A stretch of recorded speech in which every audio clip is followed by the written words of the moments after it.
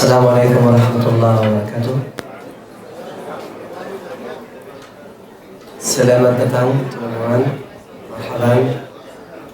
Jazakumullah khairan for coming and taking out your valuable time to attend this talk.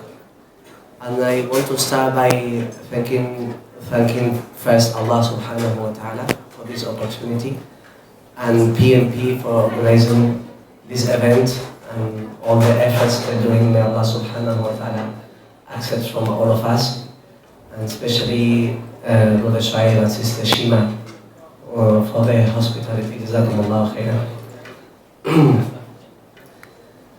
Bismillahirrahmanirrahim. Nahmaduhu wa nusalli ala rasulihil kareem. Today we will be talking about the history of Al-Andalus. And before we start, we have to think why should we talk about history? And if is there any benefits for us talking about history? Allah subhanahu wa ta'ala says in the Quran, فَقْصُصِ الْقَصَصَ لَعَلَّهُمْ يَتَفَكَّرُونَ. Allah subhanahu wa ta'ala orders us to tell stories of our history, so that we may ponder, we may reflect, we may learn from the experiences that people before us have. So we learn the positive things and try to avoid the negative things. And especially the history of Al-Andalus, it is a history that every Muslim should know about, because of the relevance that it has in our time. And as you know, history keeps a bit more closer? Closer to mic.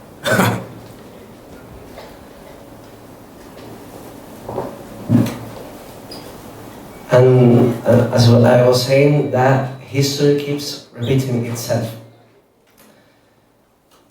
In the history of Al-Andalus, we have lessons and we have moments that was for our glory and also for our humiliation. Lessons that we learned and are the reason for our happiness and also for our sadness.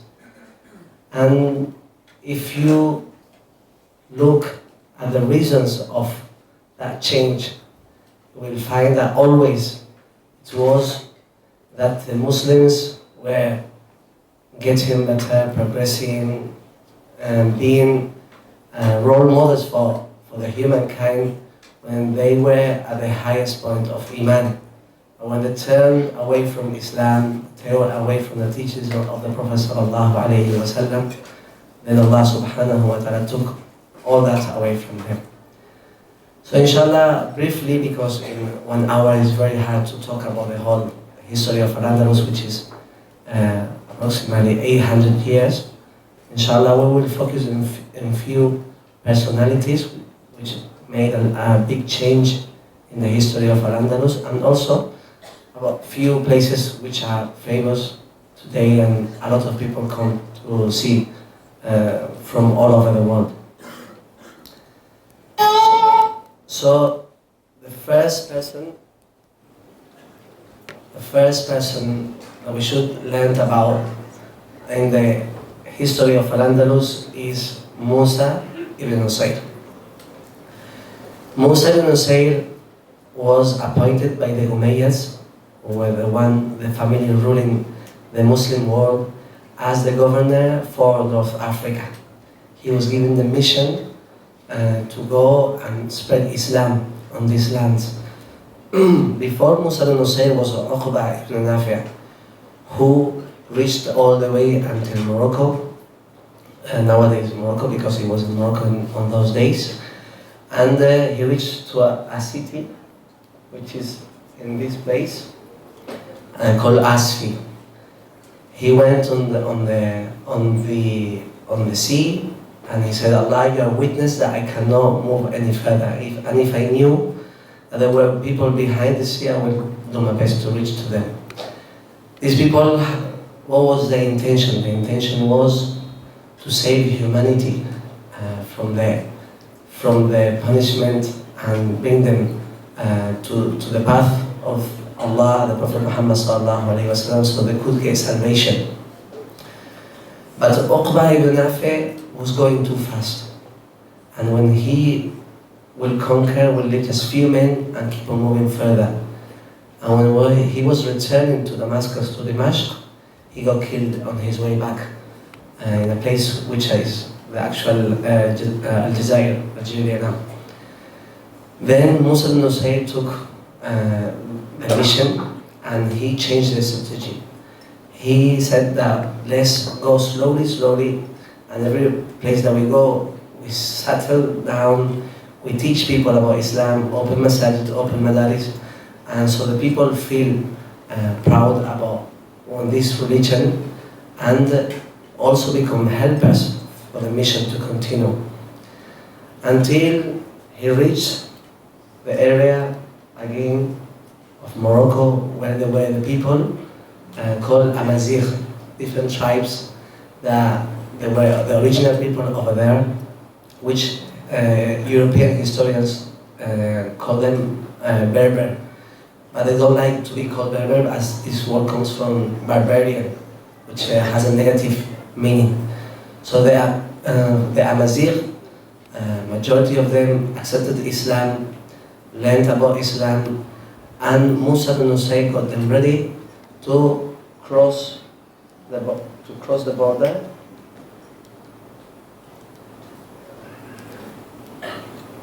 and go into Spain, which was the Iberian Peninsula at that time, because the concept of Spain, as we know today, is much later, after the conquest of the Christians and the fall of Al-Andalus.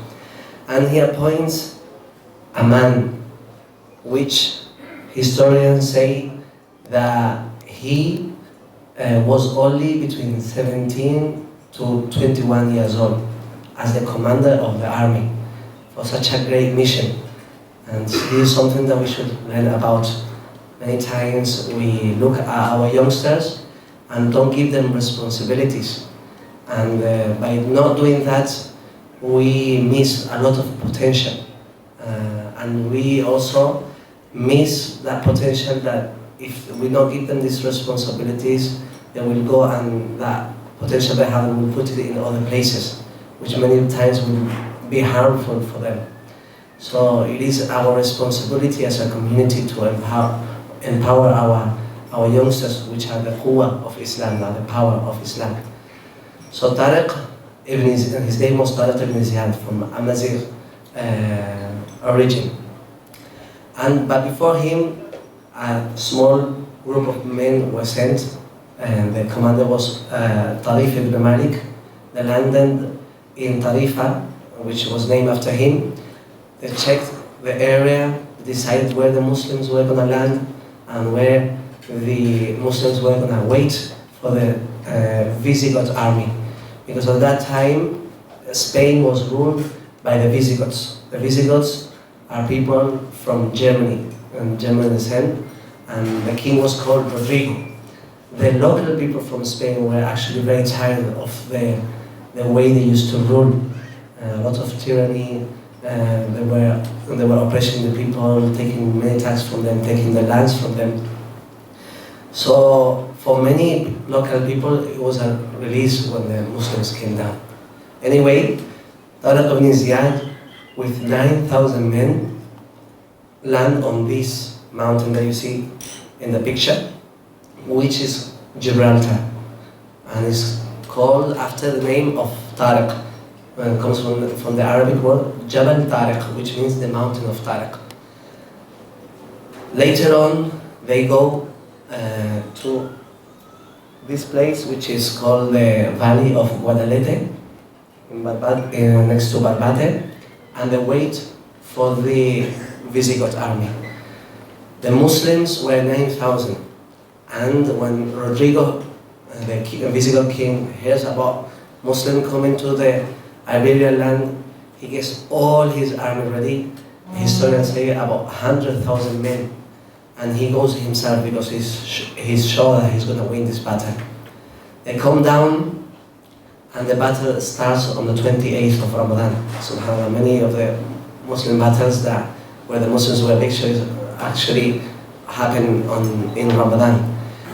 So the battle lasts for 8 days, and at the end, Muslims win the battle. There were 3,000 shaheed from the Muslim army. There were 9,000 Muslims left, but they vanished the whole of the Visigoth army. And Rodrigo himself dies in that battle. Some say by the hands of Tariq ibn Ziyad, some say by running away and falling into the river that was next to it. So Tariq ibn Ziyad sees this as an opportunity, and then he keeps moving forward because there is no army, there is no leader, and he starts very easily getting one city and another city. It is so that in 2 years that Muslims conquer majority of the Iberian Peninsula, which is Spain and Portugal, besides this part in the north where the Christian stayed. After the story of Tariq ibn Ziyad and Musa ibn Nusayr, the situation in Spain was such that the army was formed from different people from different places of the world. So that you had the Arabs from Yemen, from Syria, the Amazigh, the local people who became Muslim. So a lot of conflict started to happen because each one wanted to rule a different place in Spain, and they would not really unite. And what was happening in the other part of the world, in Damascus, was that the Abbasid movement raised, and they started attacking. They finally got to Damascus, the Abbasid movement, which the ideology was that only the people who were from the family of the Prophet Muhammad ﷺ should lead the Ummah, should be the Khalifa, should be the Amir. And they went inside Damascus and killed all the Umayyad family. And there was one young lad, again, a young lad whose name was Abdul Rahman. Abdul Rahman, whose father was Syrian from the Umayyad family, and his mother was from the tribes of the Amazigh. He runs away and he seeks refuge on these tribes. For 4 years he stays there, but something is telling him that he had to do something for the Ummah. And he starts looking towards Al-Andalus, knowing that the situation over there, it is not good for the Muslims, there is disunity. So he sent his servant Badr, and for 1 year he speaks to different people in Al-Andalus, and he gets ready people to accept Abdul Rahman. So Abdul Rahman goes to Al-Andalus, and with his charisma, with his ikhlas, because actually all that he done was with a lot of ikhlas, with a lot of hikmah. He comes down, and at the end he had to fight because people in Al-Andalus saw him as a danger. He came to present himself to serve Islam. They will send him to a battle in the front, so he would get killed, but he came back as victorious. And the army actually, after seeing his attitude, after seeing his bravery, they said that we want you as our leader. So he comes back to Qurtuba. The leader of Qurtuba, the wali from the Ayman family, goes out to fight him, but at the end, Abdul Rahman is victorious, and he starts his work to start uniting Al-Andalus. And it wasn't an easy work. It wasn't an easy job for Abdul Rahman. For many, many years, until 786, we're talking when Muslims came in, was 711. A few years after, Abdul Rahman comes, until 786, he doesn't get all of Al-Andalus together under one rule. And it's in that time that after completing his mission, he decides to start building the very famous masjid of Qurtuba, which is the one we see in this picture. This masjid will be like the foundation of a great empire that will stay for a lot of time in Al-Andalus, that will provide a lot of justice for the people, not talking about just Muslims, because Muslims actually were the minority. Majority of the people in Spain, in Al-Andalus, were no Muslims. But Muslims were the rulers, and they ruled with justice, with tolerance, and they provide such an environment where people will progress in knowledge and many other arts and scientific fields. So Abdul Rahman I, after getting Al-Andalus together, he proclaims himself as the Amir of the Al-Andalus, and is a time where the Umayyad Imara starts in Al-Andalus, which will be one of the periods, because Al-Andalus is divided in different times. You have the time of the Umayyads, we have the time of the Muluk al-Tawa'if, then the time when the Murabitun come down, then the time of the Muwahidun, again the Muluk al-Tawa'if, then lastly the Nasrid kingdom of Gharnata, and the fall of Al-Andalus. Inshallah, we'll talk. Sorry about that, inshallah. So Abdul Rahman the first, he has his Khalifas from one of the most famous one is Abdul Rahman III. Abdul Rahman III at his time was probably one of the best times of Al-Andalus. Abdul Rahman III is the one who also built this city. It's called Madinatul Zahra. Madinatul Zahra, which many writers write in the books that the ambassadors of different parts of Europe will come, and when they will see Madinatul Zahra, many of them they will faint of the beauty of the city. It was a city made for the Khilafah and to rule Spain, Al-Andalus, and it's also a city of knowledge. Abdul Rahman III, he was given a lot of the wealth, supporting the ulama, supporting the people who will try to look for knowledge, and making Cordoba as one of the most important cities in the world, if not the most important. It was between Cordoba and Baghdad. And Abdul Rahman also got a lot of books from the Greeks and other places translated, which later on will be the means of the rest of Europe knowing about the Greek civilization that was actually through the Muslims, and more things that it is too much. We would have like just one day talking about what the time of Abdul Rahman, but to know like the city of Cordoba. It was the first city in the world to have street light. It was a city that had hundreds of public baths. We're talking a time where the people in the north of Europe didn't have a bath like as something normal, and it was looked at as something, even in some places, something negative. There was a lot of masajid, and the masajid himself, especially the masjid that we've seen before, Masjid Cordoba, was a great university where people will be teaching in each column, and a teacher will come, will ask, will show his knowledge, then he will get tested, and if they see that he is worthy to teach in the masjid, they will give him an authorization, and they will give him a column. He will have his own halqa. Here there will be durus about the Islamic knowledge, usul, tafsir, hadith, etc. And also from mathematics, science, of nature, and different things. From this place, many scientifics, many philosophers and doctors came out and made such great works. Inshallah, we'll talk at the end about a few of them that benefited humanity, and they still are benefiting them until today. One of the things, for example, is the numbers that we have today that we use, which people call them sometimes as English numbers, which are actually Arabic numbers. That because in the numbers in the Arab world were drawn in a different way, they have a kind of common base, but the ones that we use nowadays are the ones who came from Al-Andalus and were imported to the rest, export to the rest of Europe.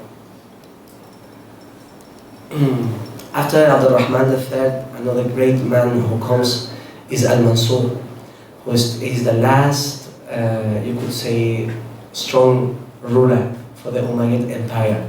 But he was actually not an Umayyad. What happened is that the son of the last Khalifa was very young, Hisham, and he was only 11 years old. So he took the power for the benefit of Muslims. He was a great soldier and commander. He fought 52 battles in his life and never lost one. No one has been recorded to do such a great thing. And he was the one who made the biggest extension in Masjid al-Qurtuba. This is Masjid al-Qurtuba that you can see. So Masjid al-Qurtuba had different stages. This one is the one that was built by Abdurrahman I, the entrance. Then later on by Abdurrahman II, then by Al-Hakam, which is the beautiful mihrab, a mihrab that everyone is amazed about and is speaking to the rest of the masjid itself. And later on, when Qurtuba got to have a million of inhabitants and the Jami Masjid became small, he made the biggest extension, which was he doubled the size to that side, not towards the Qibla as it was done normally, because of the river, which is here, and he couldn't extend it anymore. But after Al-Mansur, he appoints his son, and that become a means of conflict between the Muslims, between the Umayyads and between this family, which were a Yemen family, and the period of Muluk al-Tawaif starts. So every single governor that will be around Spain in different cities like Barcelona, like Zaragoza, Valencia, Toledo, all these cities, Ishbilia, they will claim independence.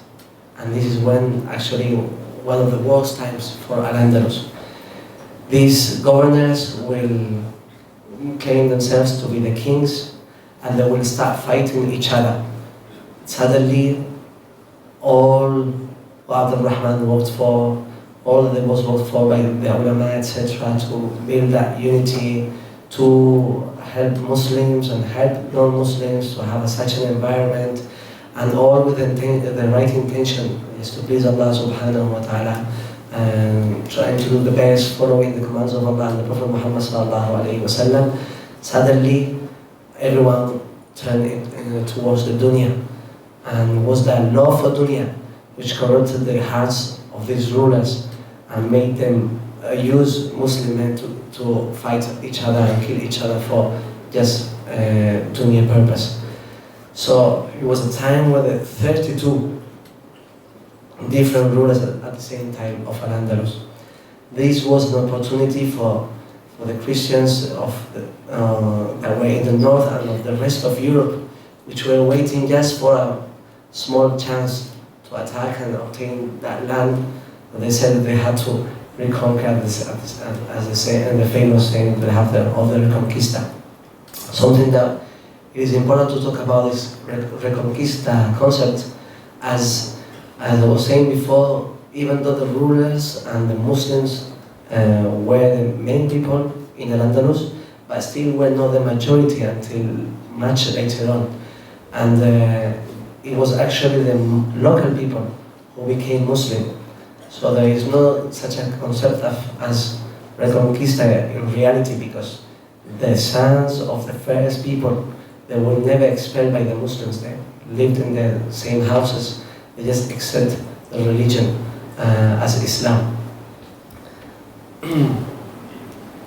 From the time of Muluk al-Tawaif, one of the most important kings was Al-Mu'tamid ibn Abbad, who was the king of the Taifa of Ishbilia. The Taifa Ishbilia, which is nowadays the city of Seville, was so strong that it came all the way from Algarve, from Portugal, to Murcia. So he extended from the east to the west of Al-Andalus. But Al-Mu'tamid ibn Abbad, he wasn't very pious. Al-Mu'tamid ibn Abbad will fight, as we mentioned before, just for dunya purposes, etc. And it was a time that the Christians, Fernando came down and wanted to enter Seville. When he came to Seville, he saw that actually Muslims don't really have a big army. And was at that moment Al-Mu'tamid ibn Abbas in danger, and then he, for once, done something that will benefit the Muslims later on. The palace that you see in the picture is the Alcázar, Real Alcázar de Sevilla, which is the royal palace that we still can visit today in Seville, which is the oldest still going royal palace in Europe, because still the Spanish royal family are using. And its history, subhanAllah, is ajib, because first of all it was built by the Muslim kings and the Muslim rulers. Later on, when the Christians take over and destroy what they found, to make these palaces look like as the rest of Europe had. But one of the kings, which is his name was Peter, he suddenly went to different Muslim palaces and said, I don't want a Christian palace, I want a Muslim palace.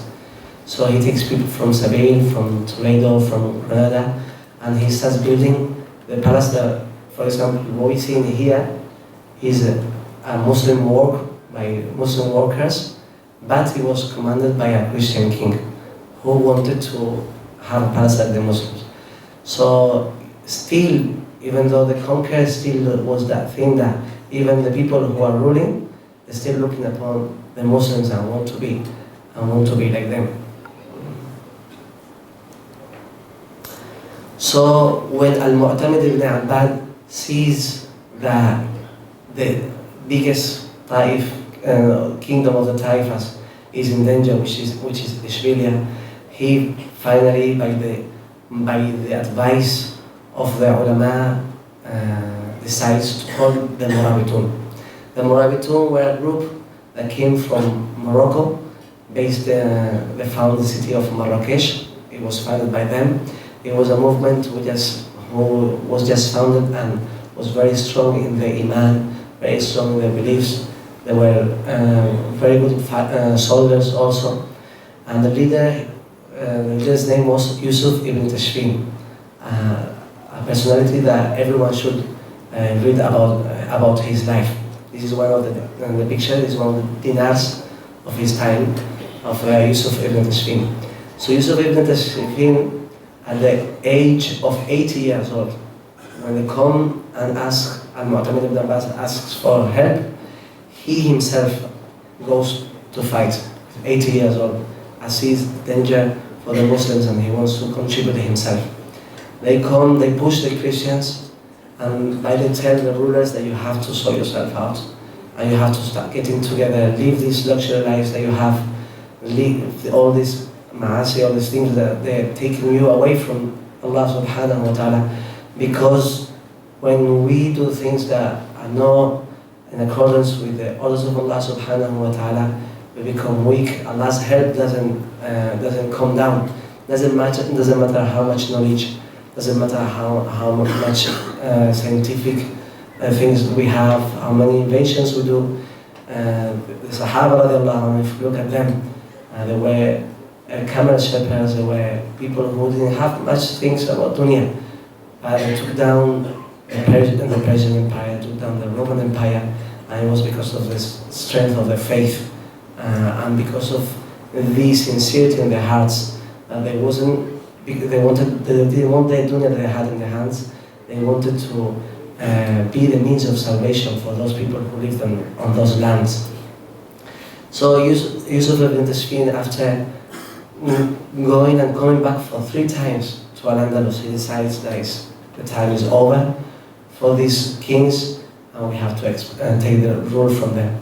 So Al-Mu'tamid ibn Abbad himself, who was at the time a king, And he, when he hears about this, wants to actually go against the Morabitun.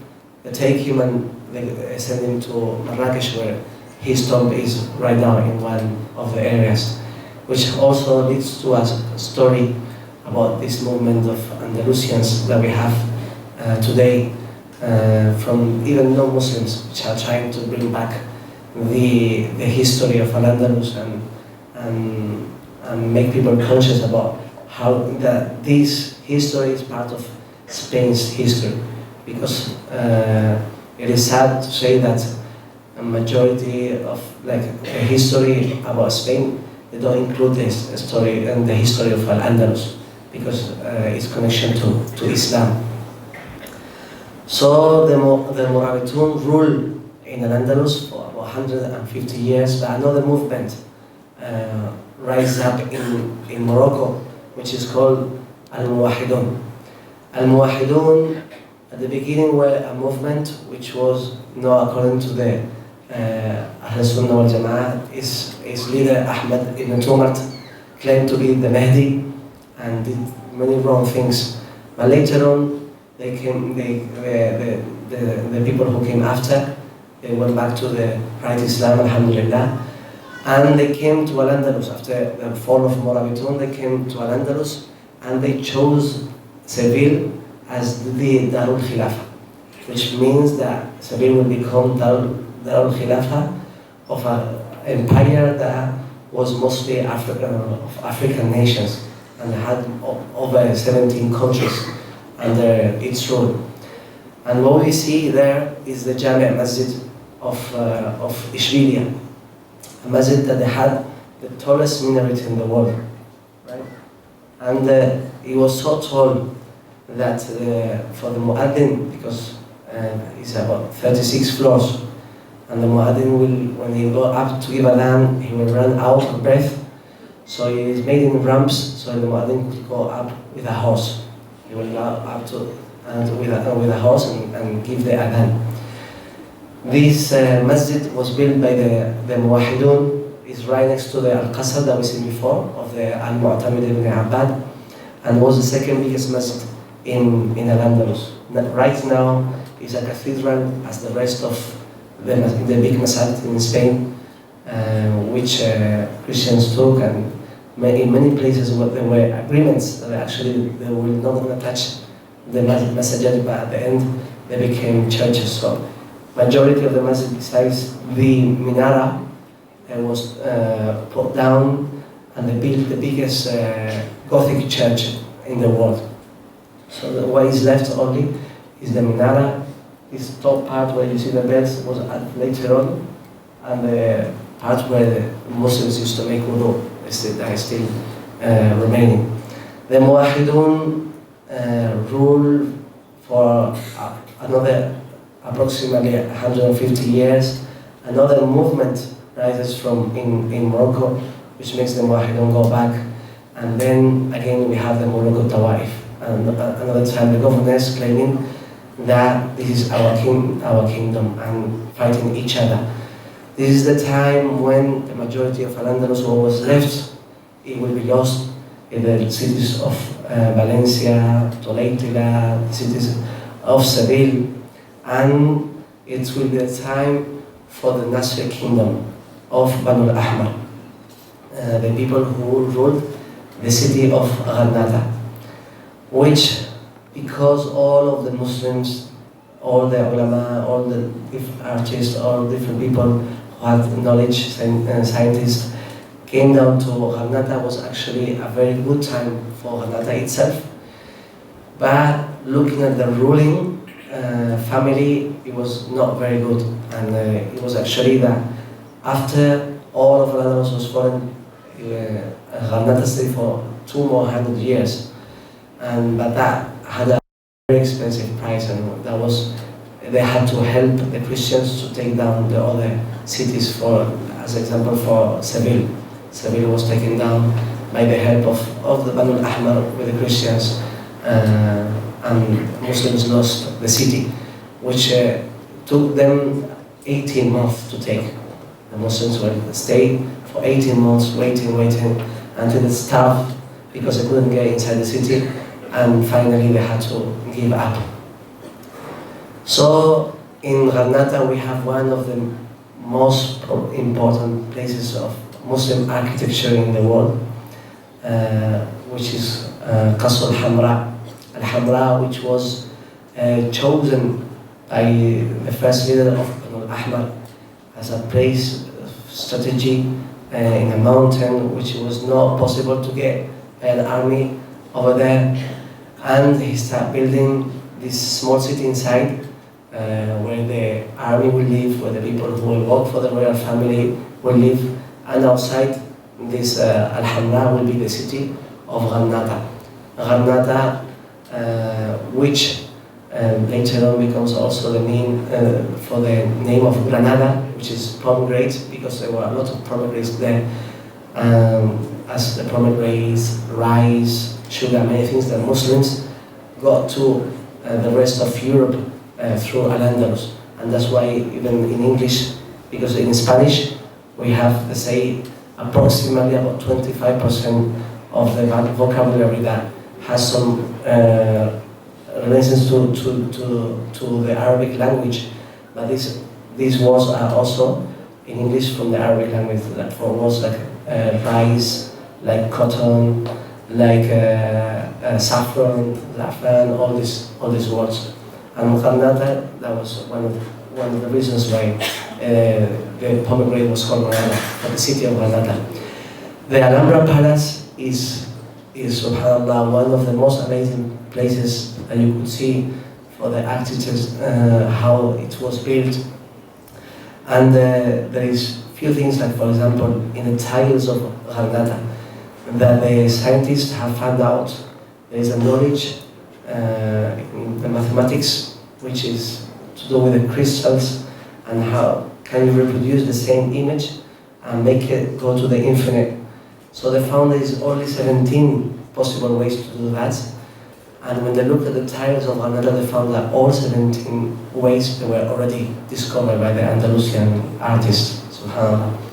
There is many different things. This fountain that you see here, the Fountain of Lions, which is very famous, they say that it's, each lion will drink water at a different time. So it was like an hour and a clock. And then when they opened it to try to see how it works, they broke it and they never found how it was done.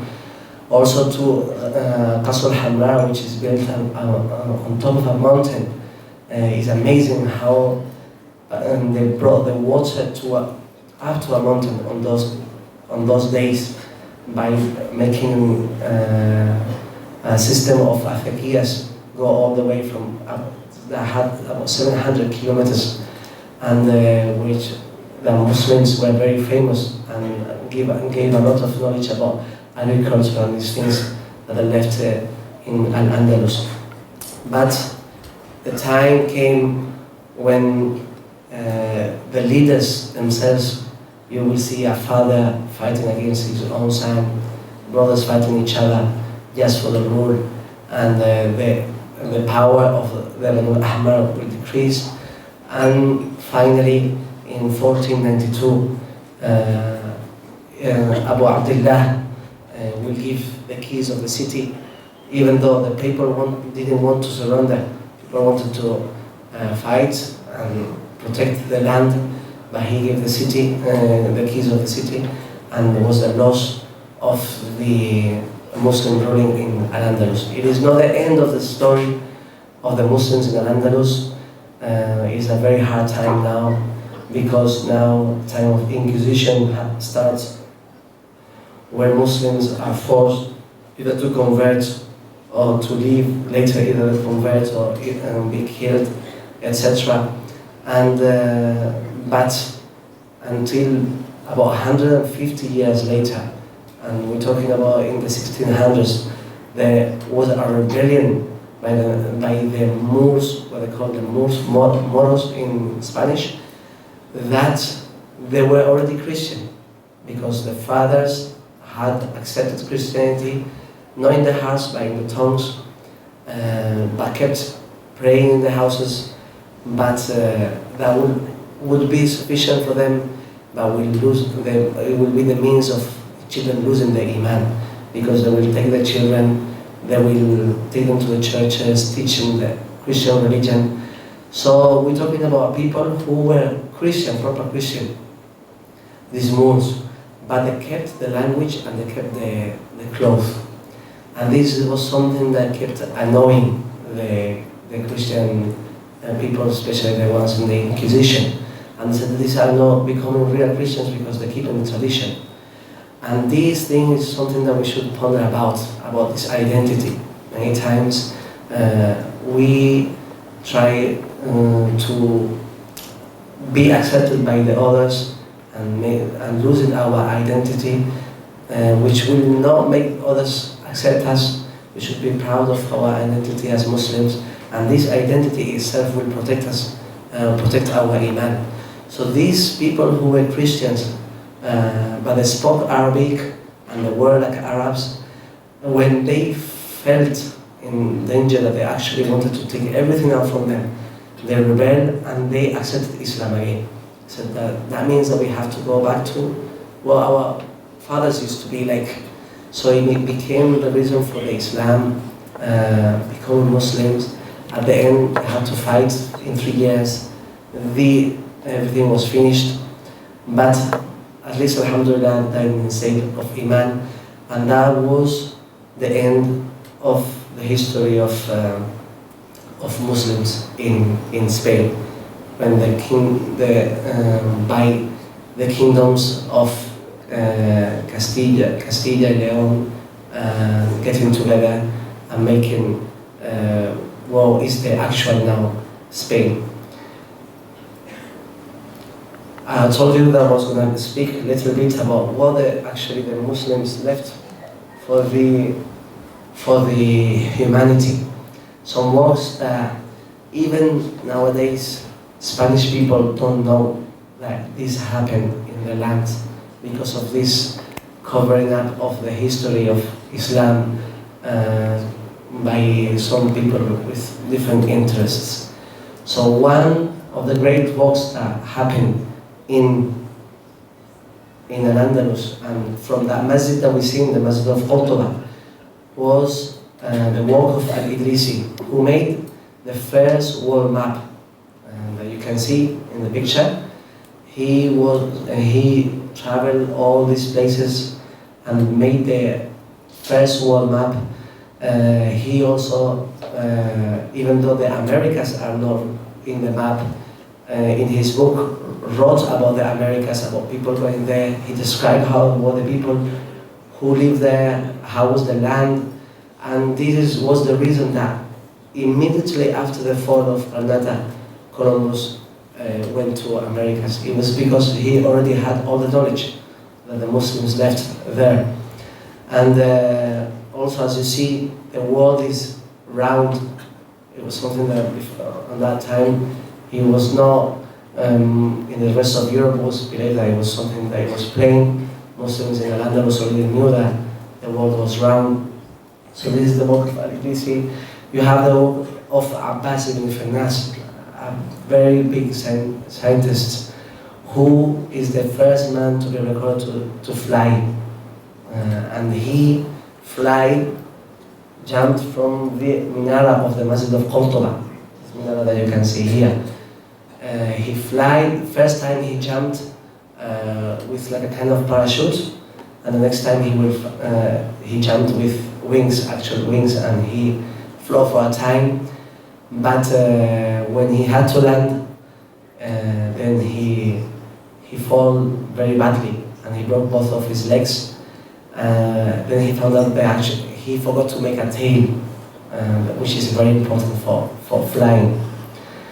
So Abbas ibn Firnas was an amazing personality who had also in his house built like a small resemblance of the universe with planets that will move in their orbits and other amazing things. We have people also like Europeans call him Abul Qasim.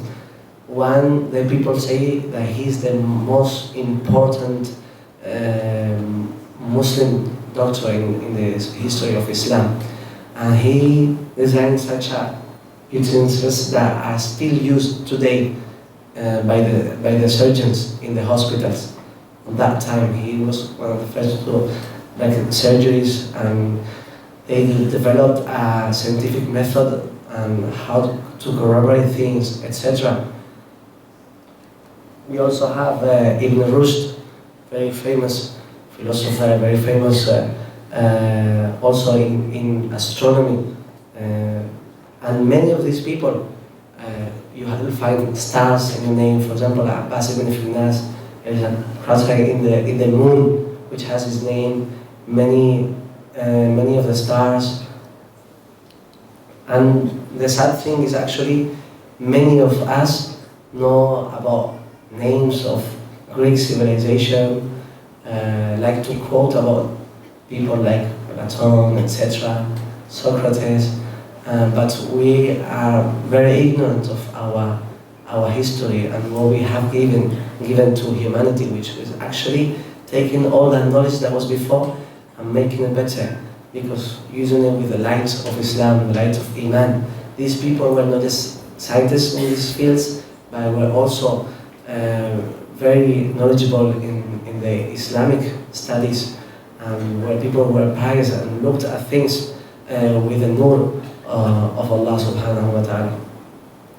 Ibn al-Bayta, very famous for his books on pharmacology and getting different, in his book about 1,400 different plants, talking about them, each one will benefit, how it benefits, etc. And many other different scientists that gave the humanity much of what we are using today. And many works that they were lost also. There is the famous story of what happened in Bab al-Ramla in Gharnata, right there. One of the biggest squares in Gharnata. What they've done after the conquer, they took all the books in Arabic and burnt them in the square as something that we have won against these people, but it was actually an act of ignorance. And also say in Ishbilia, in Seville, when they took the city, that the river became black because of the ink of the books. But it is something that the past, as we said, that we should learn from, and we shouldn't always just speak about it as something that we had in the past, but this should inspire us to become a great ummah again, to become people that the rest of the world will look upon us. That, for example, we have example that doctors nowadays, we see them wearing this white cloth that they wear in the hospital. This actually comes from Al-Andalus, because the different people from different places of Europe will go to Al-Andalus to study. We have even letters by the English kings asking Abdul Rahman III, can we send our daughter to your place, and so they can study in your universities. So these people, when they will go back to the countries, they will go back proud of where they came from Al-Andalus, and to show that they will wear this qamis like the Arabs used to wear. Some of them, they even wear the turban, and this tradition was kept until today. And that's why in all of the hospitals of the world, you see the doctors wearing this white cloth. So it is up to us. Alhamdulillah, we have the potential as an ummah, but we just have to learn how to focus. We have to help each other, forget these small things that may be difference between ourselves, and focus on what unites all of us. The Islam, Allah subhanahu wa ta'ala, wa aqidah, the Prophet Muhammad sallallahu alayhi wa sallam, and follow the footsteps of these people who are a reason of us being proud as Muslims. So this is what we're trying to do now with Andalusia. We are trying to revive this knowledge after Muslims left this land, which has given so much to the humanity, so many books, in Islamic science, like Ash-Shatibiyya, very important on the ilm of qira'at, books on fiqh, books on different things, that we want again to start again being Andalusians, writing more books and writing about Islam and reviving that Islamic knowledge. It is not anymore about the land, it's about the knowledge, it's about the environment that was there, it's about presenting Islam to humanity as we used to before. So for this, alhamdulillah, Allah gave us the tawfiq. We established this madrasa of Andalusia, and we slowly trying to make it happen, starting with protecting the iman of the Muslim community that is there, that many of them are in danger of losing the iman because Muslims start coming in the late 80s and 90s and with the fikr of dunya, and forgot about their children. And you find out youngsters 20 years old who don't consider themselves anymore Muslims because they never had an Islamic education, never had something to make them feel proud about their legacy and the iman. So inshallah we will see a video of what Andalusia is doing. If the brother can play the video. Assalamu alaikum wa rahmatullah. Nama saya Muhammad Idrissi. Saya dari Spain, Seville, and on the 20th of November I will be coming to Malaysia, inshallah. I will be sharing with you the history of Al-Andalus and presenting to you the projects of our madrasa, Al-Andalusia Education. On the 24th of November, there will be a dinner. All of you are invited. Inshallah, you will know more about our projects of Al-Andalusia, and we'll be talking about the history of Al-Andalus. For more information about what we do here, please watch the video until the end and follow us on our social networks. Jazakumullahu khairan. Assalamu alaikum. Muslims around the world come to Spain to visit the great legacy that Muslims left here and go back with a feeling of sadness. But how many of them thought about reviving it? Well, now you have the chance to do something about it. After I finished my Islamic studies in the UK, I came back to my hometown, Seville, to try to revive the Islamic knowledge that once emerged from here. For that, we founded Al-Andalusia Education. We initially started with 18 students in one location. Alhamdulillah, we now cater to over 200 students of all ages in 3 different locations. Not just simply teaching, but also making it a fun learning experience. We have also produced our own maktab books in Spanish, organized our activities, provided support for new Muslims, and launched a social media platform to reach the Spanish-speaking Muslim community around the world. However, this is not enough. The Spanish Muslim community doesn't have a maktab system, and thousands of youngsters and children are in danger of losing their iman. Many of them don't even know how to say La ilaha illallah. We need to act fast, and we need your support to bring a change. Did you know that in the world 400 million people speak Spanish as their first language? We want to reach to every single one of them and help them in the path towards Allah. For that to happen, we need to purchase a location for our madrasa so we have a stable place to work from, print our books, train teachers and da'is, and expand our team. This is still the beginning. Therefore, if you support us now, you will get the reward for everything that is to come, inshallah. All that they learn, practice, and share with others, you will reap the rewards. Donate generously and visit our website, alandalusia.org, to start a regular donation. Even if it's €3 a month, it will make a difference. Alhamdulillah, we got to fundraise about 5,000 euros, alhamdulillah. But still, there are a lot of projects that we want, inshallah, to complete. I will explain a little bit about, as I said, the situation of Spain is such that, alhamdulillah, now we have masjids, we have different things, but in the Islamic education we are lacking a lot. And you will find places where maybe some Quran memorization classes are going on, maybe a bit of Arabic, but this is not enough to protect the iman of the youngsters.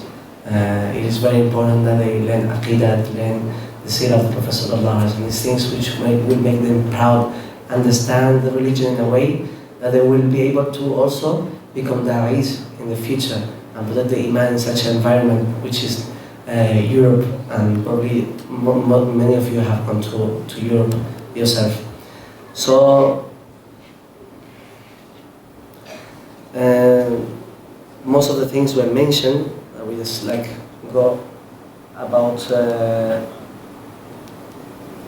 what we are providing. We are providing Islamic studies courses to children, youngsters and adults, alhamdulillah.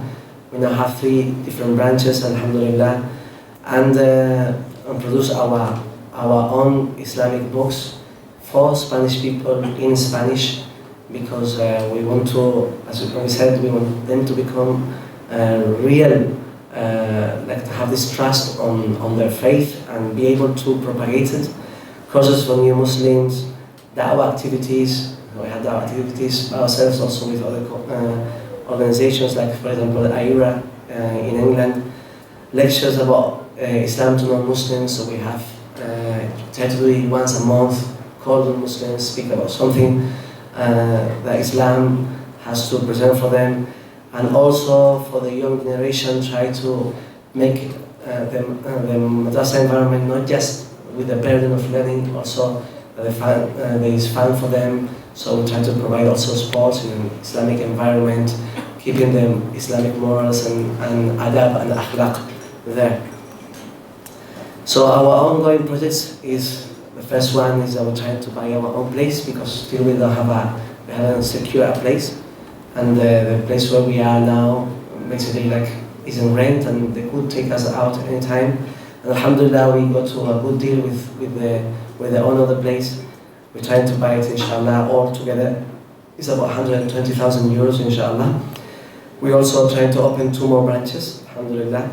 Trying to, not just because we produce the books, but we need the fund to print them, and also prepare adults to become the future teachers. Because alhamdulillah, slowly people are seeing the results of our children and our youngsters, what they're learning and what are the fruits, and they're asking in other cities, but the problem is that we don't have people prepared. And Islamic education is something to take seriously when it's train people to do it in the best possible manner. And for that also we are setting the grounds for, inshallah, the first Alim course, preparing, it's like divided in 3. First 2 years to prepare people to be Islamic teachers in madrasas, then 4 years, if they complete 4 years, to become an imam, inshallah, in the masjid, and 6 years to specialize in some of the fields of Islamic sciences. Inshallah, our situation is not really good, because, as I told you, the Muslims are quite new in Spain. Also, they come from backgrounds which are not very good economically. The situation in Spain itself is not very good economically, and a problem that we have, the majority of the people come from places where the government takes care of the Islamic education. So they're kind of waiting for the governments, Muslim governments, to come and fund these projects, which will not happen.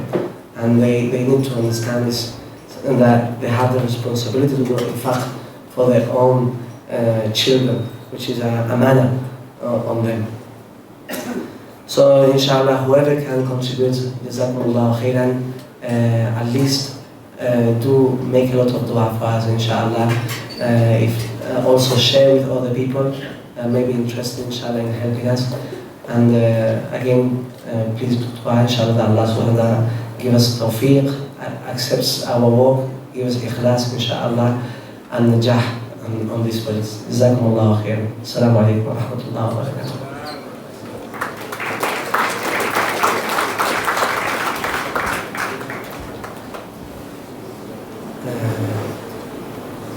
It is a question session, or if the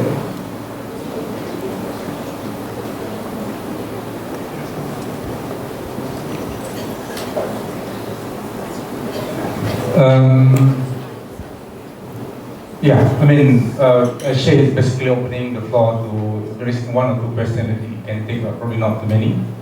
Alright, I mean, just feel free, yeah. Anyone from the floor? Yes, brother. Welcome.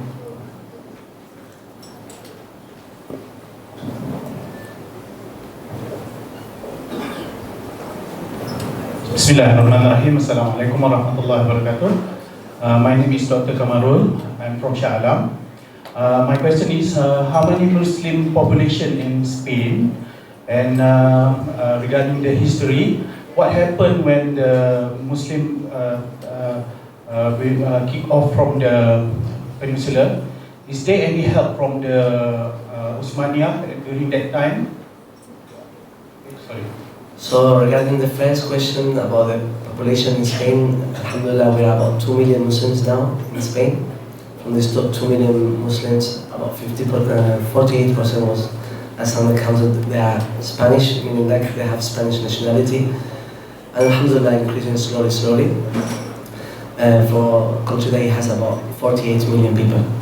Regarding the question about the Ottomans, as you know, they were just trying to conquer Constantinople, Istanbul, and they were busy on that mission. And there is some reports that the Ottomans did send boats when there was the expulsion, so the Muslims could take those boats and go to places like Al-Maghrib, Morocco, Algeria, Tunis. But as a military help, there was no such a... In the last rebellion that I mentioned, it is true that they found some Turkish people, but it looked like they were just volunteers that they came to help the Muslims there. Thank you, Sheikh. Is there anyone else who have a burning question? You cannot go back if you don't ask the question. Because you've known him all the way from Spain, and probably, before going to Andalusia, you want to ask him personally. Okay, yeah, Sheikh Kutub. Assalamualaikum warahmatullahi wabarakatuh. Muhammad Qutb. I'm originally from Damascus, Syria, and I'm studying here in Malaysia. I heard from someone, but I didn't get all the details, so maybe you can tell us, we can hear it from you. That there was talk about the Capitulaciones Agreement, which was not implemented by Ferdinand and Isabella in 1492, that some Muslims are trying to perform some kind of legal or political action based on rights that were given to them by Capitulaciones that was not respected by the monarchy. Is there anything like that? Yes, there is a movement, as I mentioned, from people who they're not even Muslims, but they somehow feel this importance of accepting all this history as part of the Spanish history's legacy. And many of them feel like they were treated badly, the Muslims, at that time, which actually happened because it was an agreement written, which was later unbroken. But many say that this has no value nowadays. It's a very long time ago, and probably that will create other conflicts in other places of the world if the same thing was to happen. So, but there is a movement. There is a movement between Spanish people, and they call themselves Andalusias. They even had a political party and different things, but now it's quiet. It's not as before. But many of them became Muslim later because of the interest about the history of Al-Andalus, which will lead you to learn about Islam and the beauty of Islam, and then they will become Muslims. Based on that, Sheikh, you're saying they're quiet, but so they're basically the antithesis of the Vox movement, right? I mean, they are like the complete opposite of the far right wing. So is that a movement that Muslims in Spain feel can be supported? because they are speaking that way or not really? It is something that actually we will not benefit as much. Okay. So trying to move these kinds, it will get more grudges between people and revive something that was a cause of animosity between. So what happened. We are there now. We are citizens of Spain also. And we just claim the same rights as everyone has. Alhamdulillah, we have freedom that we can teach our religion, etc. There's also some things that, inshallah, could be better. But many times the weakness is first from ourselves, from the Muslims, that we're not taking things seriously.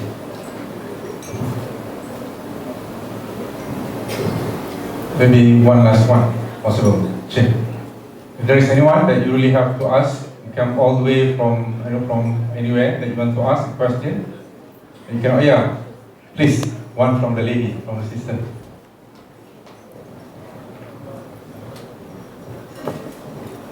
Assalamualaikum, Syeikh. Waalaikumsalam. Okay, can you hear me? In 2006, I was in Madrid, and I know at that time, Islamic Development Bank, together with the Saudi government, sponsored the Islamic Center in Madrid. So, the Saudi still sponsoring any Islamic schools or anywhere in Spain? As Islamic schools and these kind of things, normally they not support this kind of causes because it's a kind of a conflict of interest, because it's a government and another government from outside, etc.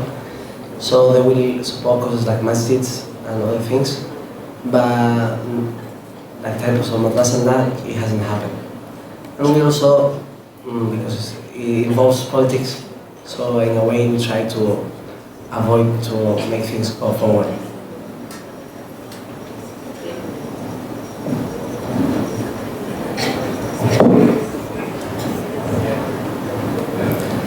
Jazakumullah khairan, and again for coming, and please do make a lot of dua for us. Assalamu alaikum wa rahmatullahi wa barakatuh. So we give a round of applause to Syeikh Muhammad Idrissi. Thank you very much, Syeikh. Right, I just to do just a short recap of what he has presented just now. One is that I think Syeikh tried to highlight the golden age of Islam from the 8th to 15th centuries or 15th centuries.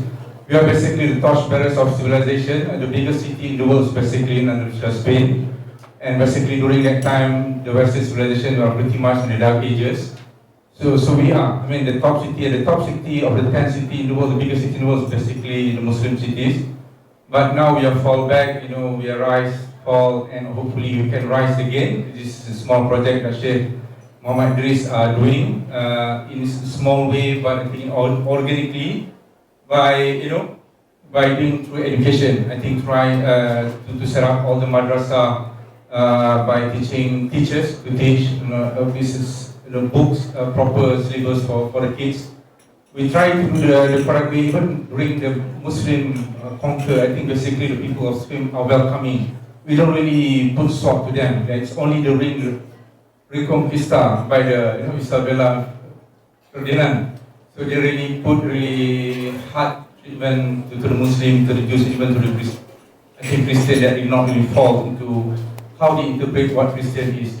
I think basically that is it for tonight, and there is an envelope on every part of the table that's basically if you wanna play a part, try to help the revival of Andalusia, because like probably in Spain, economically they're probably not very good. They are surviving. There's only about 4% of them. So surely, inshallah, with all the help from all you guys, you can put as ikhlas as possible. Not possible. That probably we can make Islam great again. And for that, thank you very much. Thank you very much, and jazakallahu khairan kathiran. And also, thank you for coming here, for spending your time to listen to this talk, and all the volunteers. Thank you very much for all the hard work. I know you have been doing this for a couple of weeks from one. Yeah, and once again, thank you, Syeikh, for the talk. Thank you. Jazakumullah khairan to the people who organize this and who provide the food and make this happen. May Allah subhanahu wa ta'ala reward them the best of dunya and akhirah, inshallah. Jazakumullah khairan. Okay, give you guys a big round of applause. Thank you everyone. Thank you very much. Assalamu alaikum warahmatullahi wabarakatuh. And also just one last thing before you go out from this hall, there's that toolbox from PMP that basically the